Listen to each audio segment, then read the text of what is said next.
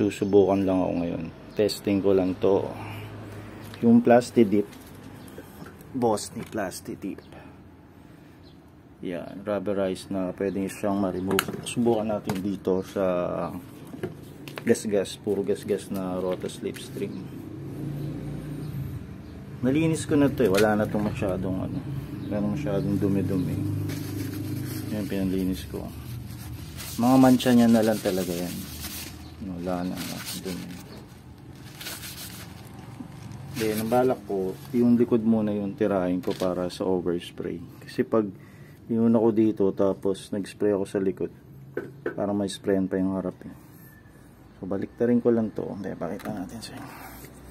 Bigat 16s to eh. Mabebenta ko rin siya kasi naka 15s na, or kabit ko sa Brio, kaso laki pa rin ng space eh. Ito medyo naliha ko na rin. Ito yung dating nalagyan ng tawag dito sa pang balance yung tingga. Ay, mayroon pa pala ito, hindi ko pa pala naliha to.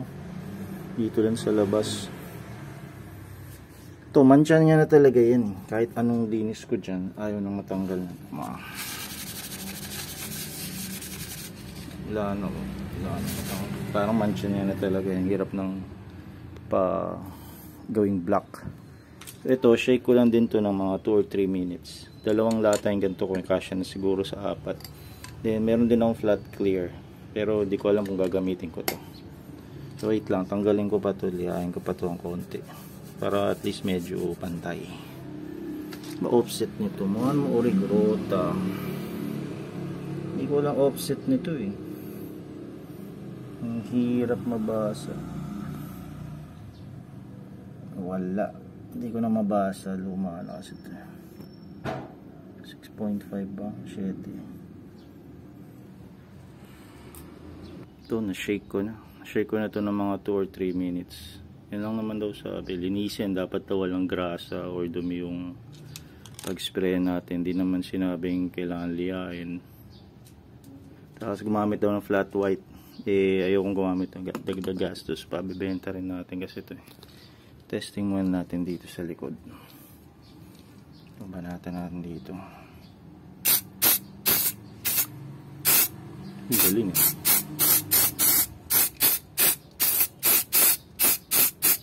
Baho.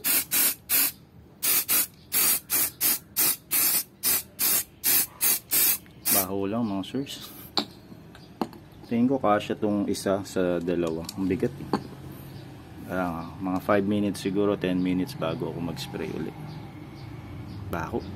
Yan, dito naman tayo sa harap. So habang gantay ako ng 10 minutes dun sa likod bago ko resprayan.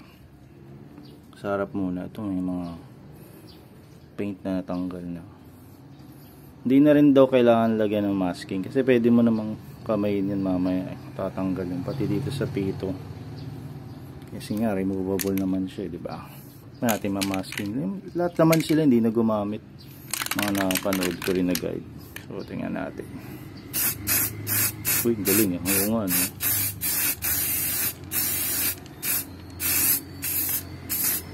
Wala.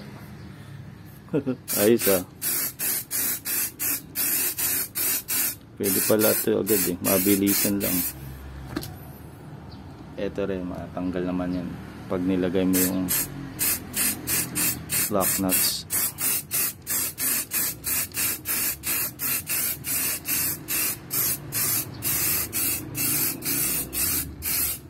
Mas maganda siguro to kung ano sa enclosed area kasi medyo mahangin dito eh. Tapusin ko lang to, hindi pa pantay. Pero alam ko kusang papantayan kasi nga rubberized naman siya. Galing oh, hindi pa ako tapos na wala na yung mga yung mga gas-gas. Kaya lang, pantayin natin to. Tagal-tagal to. Hirap pag may camera eh. Nanggigil tayo. Masyadong napakapal dito. Yun. Dapat pala nipis-nipis lang. Tapos antay ka ng mga ilang minutes. Nanggigil ako eh. Halos maubos ko na to isa eh. Dapat 2 rims sa isang bote. Dinamay ko kasi pati yung likod eh. Kaya halos maubos na. So pati yung likod na sprayan ko. Kaso napakapal ako dito. Dahil pala nipis-nipis lang. Kaya hindi siya masyadong pantay. Pero nagaling, nawala na yung gas-gas niya agad. Tapos pwede mong tungkabin yan ng plastic kung gusto mo ibalik yung original paint. Pero original paint nito Olat Snake, puro gas-gas. So gawin lang natin ay patuyuin natin siya. Yun, hindi pantay. Ito, kapal. Dapat pala nipis-nipis lang. Masyado tayo ng gigil, excited.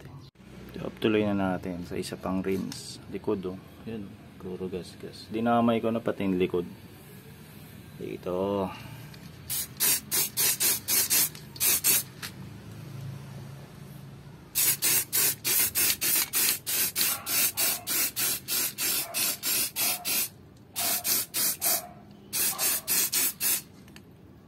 Nipis lang yun. Whoops. Ito, hindi na matanggal to, yung mga mansya na. Mayaan ko na lang na sabon ko na yan. Wala pa rin, ganun pa rin.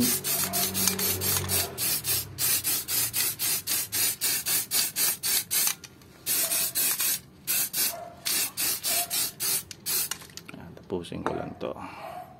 Manipis muna. Pangatlong rims na tayo mga boss. So, spray lang ulit. Nipis muna.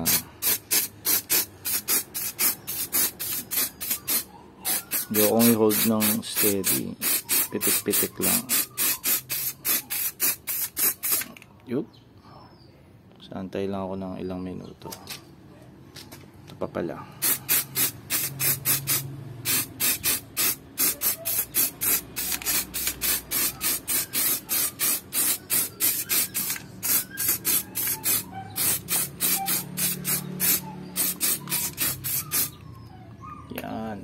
Medyo kumapal nga dito.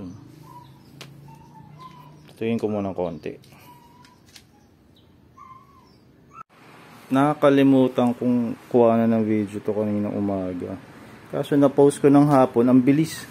Nakuha agad. Pero ito na. Pakita ko dito at least. Yan ang nangyari doon sa plastic dip natin na experiment. Yan. Hindi na binangalang ngayon. Ganda rin ang kinalabasan. Parang ayoko na nga siya ibenta. Parang gusto ko ilagay na sa Brio. Well, nakakabit naman to sa hatch dati. Tapos sa Brio. Tinesting ko. Nawala yung mga ano niya. Mga gas-gas sa pintura. Pero yung poke nut, syempre nandun pa rin. Then yung binenta ko to, nakapost yan. Pati nga yung hinang sa likod, kita niyo. Okay din pala tong plastic dip. Yun nga lang parang medyo madikit siya pag hinawakan. Tapos bawal ata pressure wash to ng malakas. Then yung mga spray ko, overspray na makakapal, nawala. Nung matuyo siya after 48 hours, nawala yung overspray. Parang lumapat talaga. Parang nagmukhang brownie siya. So okay pala yung plastic dip. Kaya ano to.